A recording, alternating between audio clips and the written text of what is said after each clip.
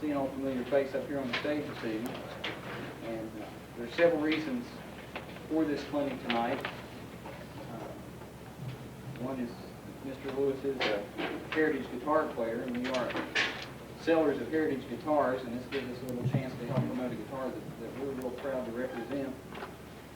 Also gives us a chance to promote some local talent. I don't know that Charleston's always been known as a hotbed of jazz, but there is some good jazz talent here. Maybe all the world doesn't know about it, but it's here. But I do want to welcome you tonight and just let you know a few things. Most of you have a pocket that you picked up at the front table coming in. There are several pieces of information. There's one little thing on improvisation techniques that Vince was good enough to supply for us. Everybody got a free guitar pick. For all guitar players, everybody's got a free guitar pick. Also, to let you know that as to go along with this, we are having a special promotion on the heritage guitars. You'll see a few up here on the stage tonight, as well as the guitar players that are always needing supplies. Hopefully you all registered for the gift certificate drawing outside. Is there anybody that didn't register? Okay. At the end of the session, Vince is going to draw a name. Make sure it's nice and fair in the card, but we'll let Vince do it. And whoever's name is drawn, you can check with Bernice downstairs at our back counter, and they'll get you fixed up with that. We're also, this is the first in what's going to hopefully be many clinics along these lines, especially for guitar players, jazz, country, bluegrass. We're going to try and cover a little bit of everything. We are planning another clinic along about October. Those of you that have filled out the cards for the drawings, you'll also be put on our mailing list so that we can notify you of stuff that's coming up in the future. Vince does have some of his CDs here available that you can purchase after the clinic. He'll also be happy to give you an autograph after the session is over. And so I'm just going to turn it over to him now and let him take off. Thanks. Thank you. Most of you, if you played in the area, you know the two guys here with me, Rick Justice on drums and Jim Martin on bass. Fine local players, and I always hate it when you say that, local. They're fine players. It doesn't make any difference if they're here or where they are, even in Clinton.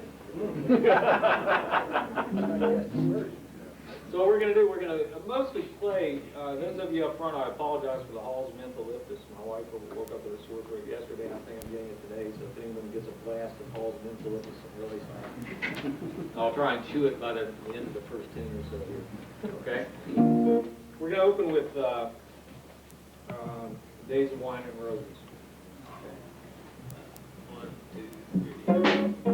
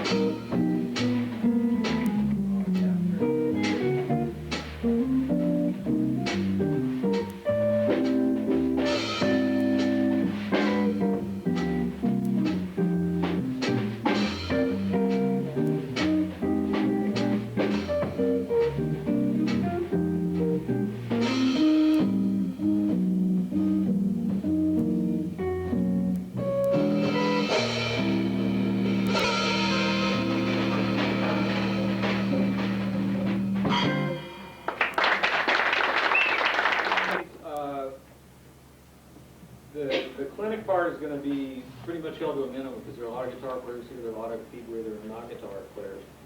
But just generally to give you an idea of what we're doing, the last several years I've been associated with Palm Beach Community College. I taught here at Morris Harvey College when it was in Morris Harvey, and Marshall University after that. And I've stayed around the college atmosphere, which has really been great because you get a lot of great players that way that keep you on your toes and have new ideas, and you see how things sort of develop over the years. I started teaching college in 1973, so a lot of things have developed sort of over, under, around, and through what I've been doing over the past few years. The sheets that I gave you, those of you that are guitar players, what it is just sort of in a nutshell, the way that I found has been the most successful way to communicate improvisation to people. There are two ways that are pretty much popular now. One is the this scale fits this chord type thing. And I'm not downgrading one technique over the other because they both work real well. I have found that in a situation like I teach the improvisation classes, all the improv classes at the college, and the guys, when I get an instrumentalist that's not a guitar or a bass player and has absolutely no background in doing that, the approach to use is definitely to get them started here, use a scale with this chord. And there are a lot of books that you can get here and all the music schools that you learn that way. And it works out fine for those people. Those of you that have a lot of music in you, which most of the players that I had the privilege to work with in this area did have, the idea is to hear chords in your head all the time, to hear what's going on, to listen to what's going on, and take a little less mechanical view of what's happening. If you hear a chord progression, I've written on this sheet like know your 2, 5, 1s in all keys. Simple, short resolutions like that. Because let's face it, standards in most tunes, whether they're jazz standards or the more fusiony things or any of those, they basically still follow the same form. It doesn't make any difference. Country tunes, the rock and roll tunes, if you're going to be a fluid player, you've got to be concentrating on that kind of thing. And it never ceases to amaze me how I'll have students that will take a piece of music and they'll play through the melody out of a book, out of a real book or something, and they'll play it great. And then it comes to they'll read everything, the chords will be perfect, everything will be fine. Then they get to the solo part and they say, oh, great. You know, they have no idea where the chords are. Roland, I worked with him for a long time. The chords are always real good. I would imagine they're still real good. And you have to hear them. You have to say, okay, if I've got this chord here,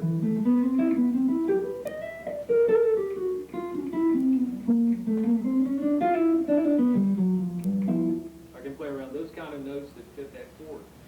Everything resolves. And thinking of phrases as sentences within a paragraph, or a whole solo as a paragraph, that kind of thing. And I always tell people you wouldn't want to play the way people talk when they irritate you. If you've got somebody that's got a real broken kind of speech pattern, it makes you nervous. Or if they rattle on too fast, it makes you nervous. Or if they start to stop and they can't think what they're going to do. It's going to do the same thing. It's going to have the same reaction musically when you're playing for people. If they hear something that's not flowing and is real illogical, pretty soon they're going to say, wait a minute, I don't know what this is, but it's starting to bother me. There's something about it that's not there. So, as long as you do everything I wrote on that sheet there, you're all going to be great players. As you have time to do it, as you have time to just think about it and get into it. The whole purpose is to play and to have fun with the instrument. To pick up this instrument and say, okay, I'm going to play whether it's, I teach the group guitar classes at the college too. I have an office partner who teaches the most beginning classes, and I get the more beginning classes, I guess, or the less beginning. You know, the people who want to learn to play country roads, which is #1 on the learning list for people, I don't know why. But usually they work with that. And as long as they're having fun with the instrument, that's the whole thing. To pick the guitar up or the bass or whatever instrument you're playing and saying, hey, you know, I've got my personality here, and this is what I'm putting out, and hopefully people will like it.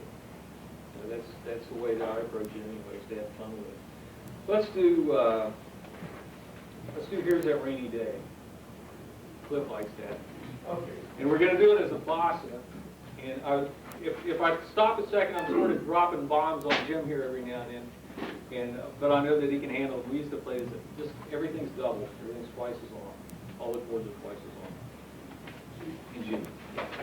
Okay, so about a month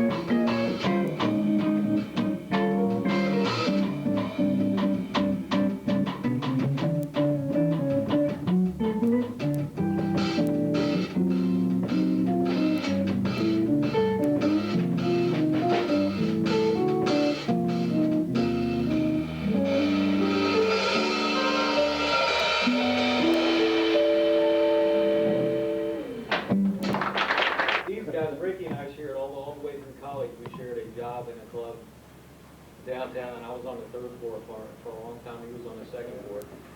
So we sort of grew up together, and Jim and I were on the job for, gosh, 5, 6 years.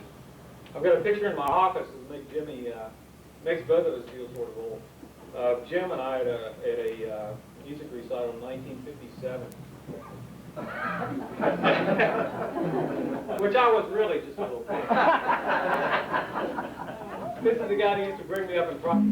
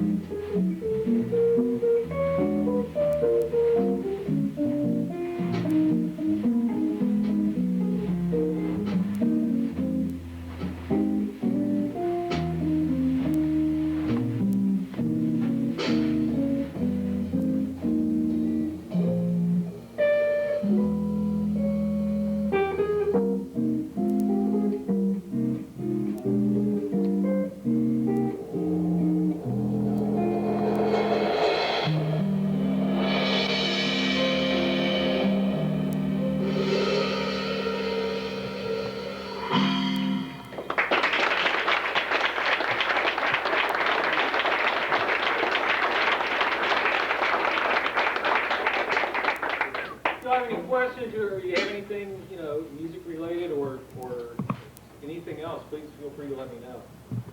The Heritage Guitar Company, first of all, I have to acknowledge the local 136.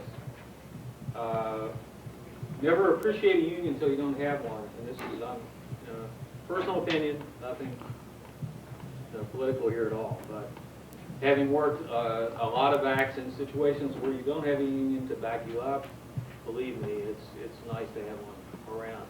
And they were gracious enough to let us do this evening for you without having to go through a whole lot of red tape and so forth and so on. So that's another reason it says clinic. So those of you that thought that you were going to get surgery when you came in, sorry. We're not going to do any of that. But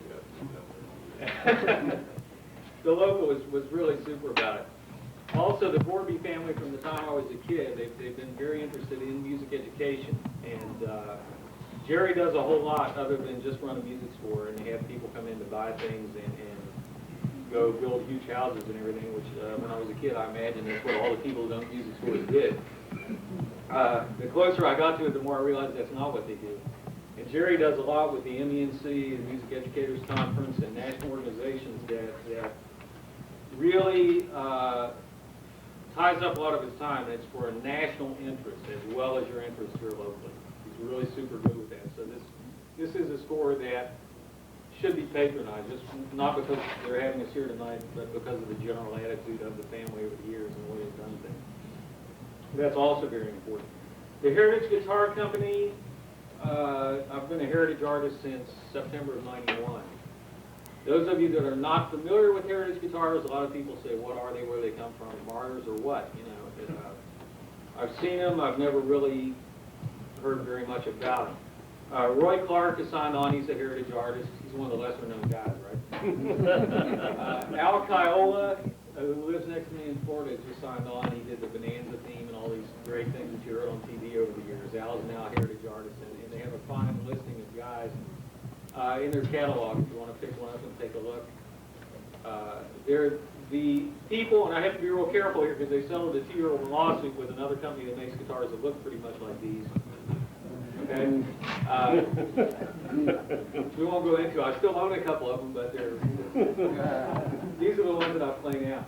So the employees that decided to stay in Michigan when this Brand X company moved to Tennessee took over the plant, and they're carving guitars, and they're carving gorgeous guitars. They're super good instruments. They're carrying the line here.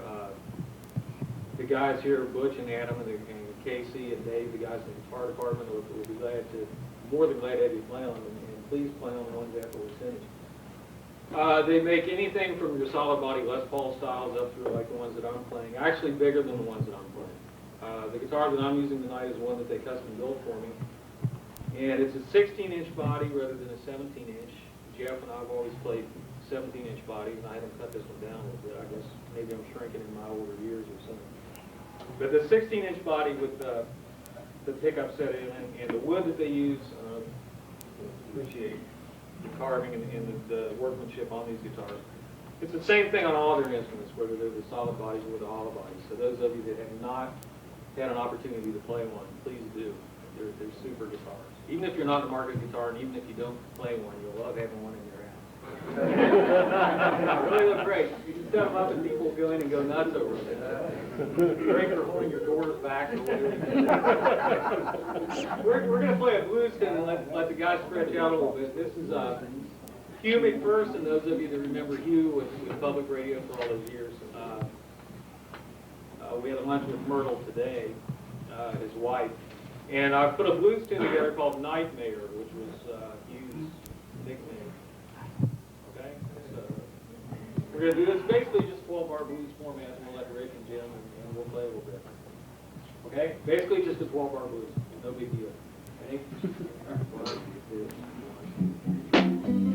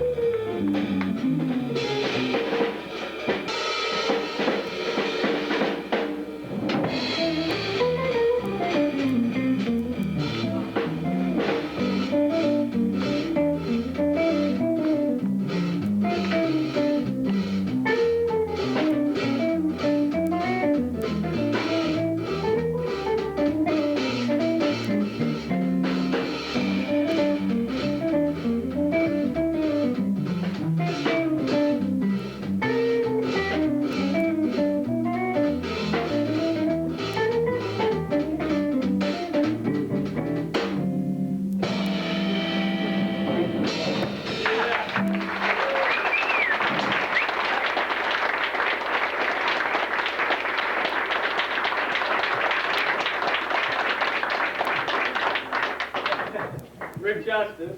Let's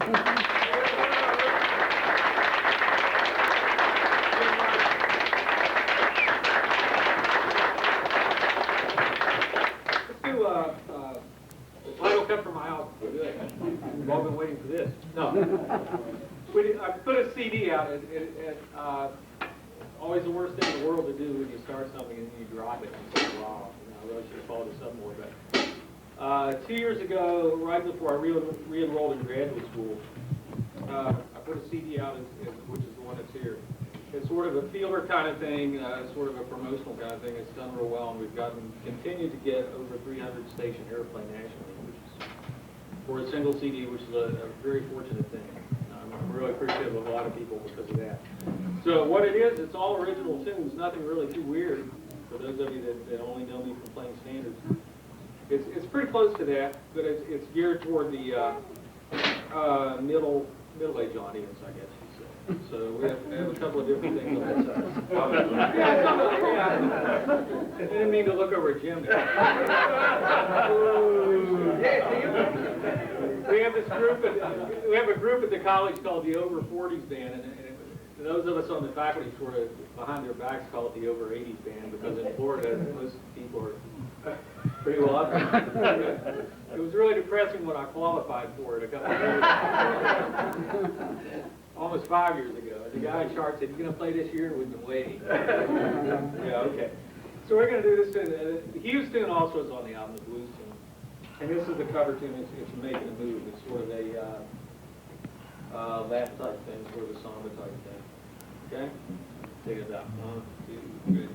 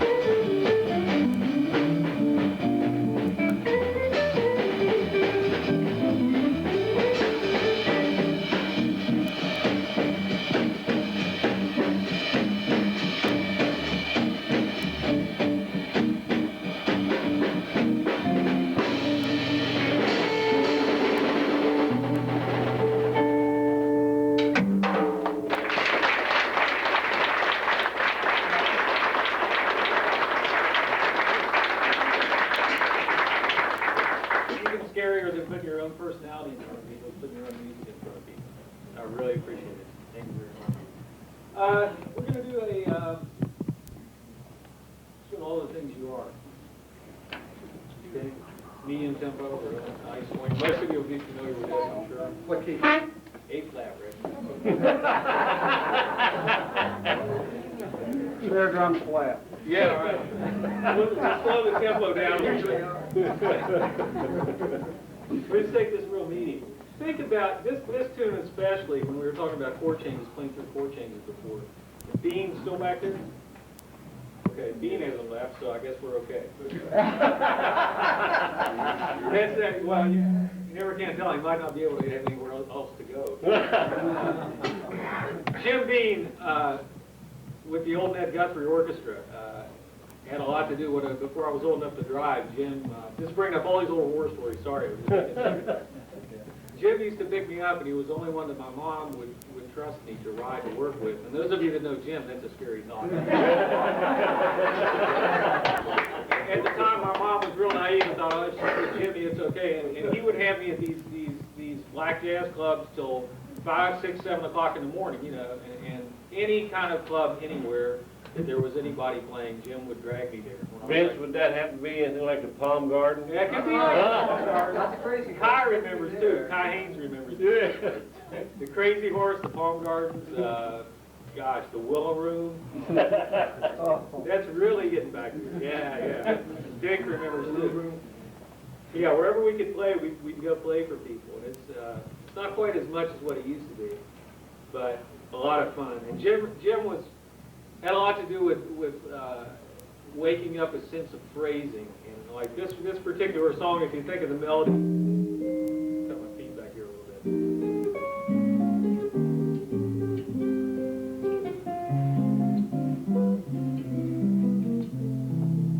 Like the completion of sentences, like you hear motion coming through here, and then a resolution.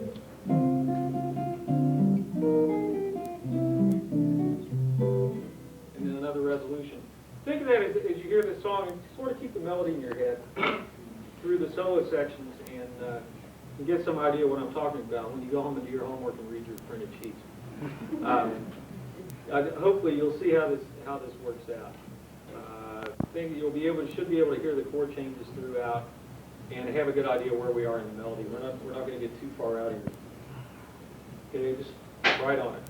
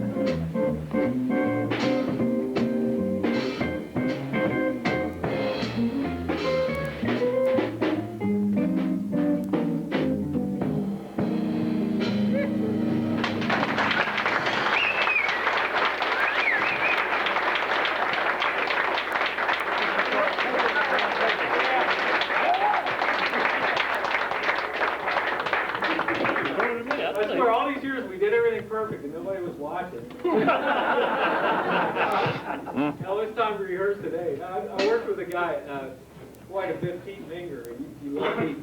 He's a Grammy Award winner. He's with the Count Basie Band, and his tempos are just these ungodly tempos. And Pete is the king of the ending. And every now and then I'll do it. It's sort of a personal tribute to Pete because I know how I hated when he would do it. No, he's a great player. He put these tempos that were unmanageable anyway, and then he played these endings that would go on. And you think, wait for this to be over. So I'm sure I'll hear about this later. Everybody has written a tribute to Wes Montgomery thing. The Lee Ritenour album has come out this year, which is really a great album. If you haven't heard it, pick it up. It's excellent. It's called Westbound. And Lee Ritenour right now to me is one of the finest players around. There are a lot of good players out there. But he especially has come out the last couple of years. Is really a strong force. He's come out of the studio and come back into doing some more mainstream things. And this is not one of his tunes. This is one of my tunes called East to West. And all of us that grew up with Wes Montgomery sort of had an affinity for him. It's hard to believe 25 years. This summer was when he died of a heart attack. He was a young guy.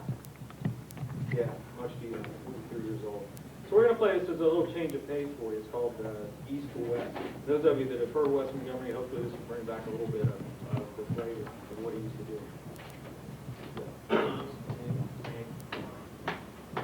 Bass and drum.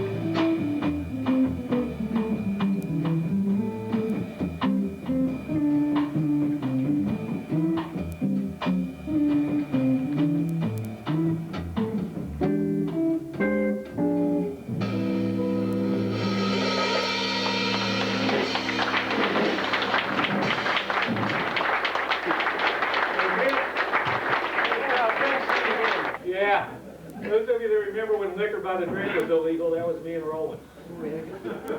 Yeah, down on Route 60 behind what's now, I guess, a Days Inn. That was the overnight. Yeah, down on the Days Inn. Are there any requests, anything anybody'd like to hear? Giant steps, sorry. Sorry. Oh, wait, there are things that in a trio format, that, in order to fill it out and keep the chords going. That's the one thing about guitar, bass, and drum. I do a lot of trio stuff, but I do more quartet stuff probably than trio. Because some of the things would tend to get Misty? Okay. Okay. 3 claps? Sure. Okay. Doesn't matter to Rick. 1, 2, 3.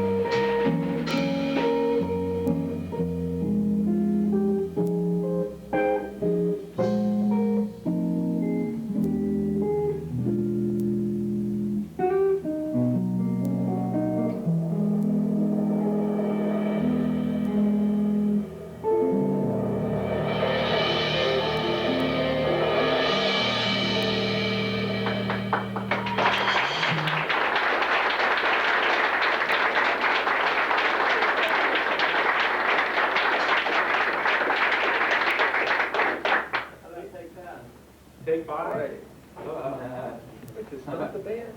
I'll tell you, you get in trouble when you ask stuff. No, we haven't gone over it. I'd be afraid to do a picture of it. We haven't gone over it. But it is a good thing. My favorite movie. Okay, I'll try. D minor. Okay, I'll tell you what, jazz waltz? Okay, Emily, let's do Emily. I think I pulled it up. Those of you not familiar with this tune, it's from the Americanization of Emily. Not a biggie, a lot of the tunes that well, I guess it wasn't. Yeah, sorry. Okay, so this is a jazz waltz, which I'm glad you suggested one. This is sort of the one venue I sort of ignored. Okay, let's take it back.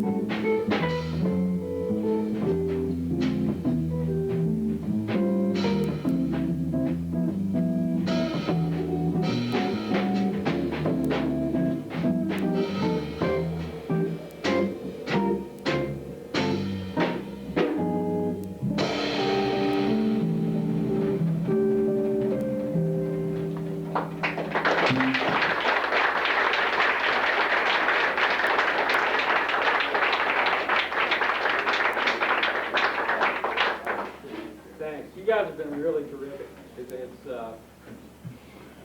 It's nice to be home, really. Really, the best people in the world are here, and it's good to come back. It's the first time I've had a chance to play here in 12 years, and the personality of the people here hasn't really changed a bit. I really appreciate you all coming down. I'm going to do one more up to, since I've got these guys, now they've been up here a long time. Normally every 40 minutes musicians are off or somewhere. For the bar, for the bar or for the parking lot or something. One or the other. It used to be.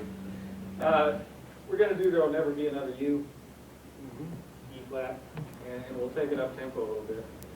And please, if you've enjoyed yourself and you had a good time, please mention it to Jerry. Maybe we'll get to come back and do this again next year or so. And Rick, Justice, once again.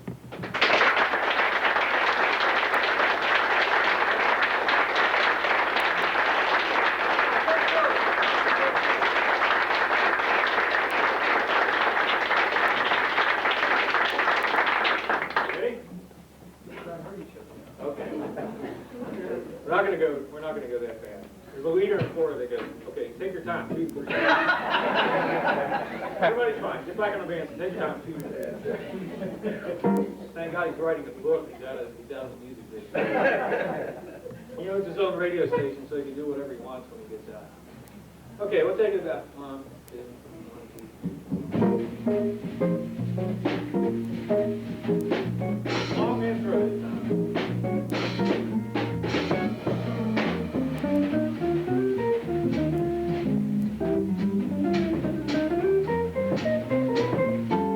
Whoa!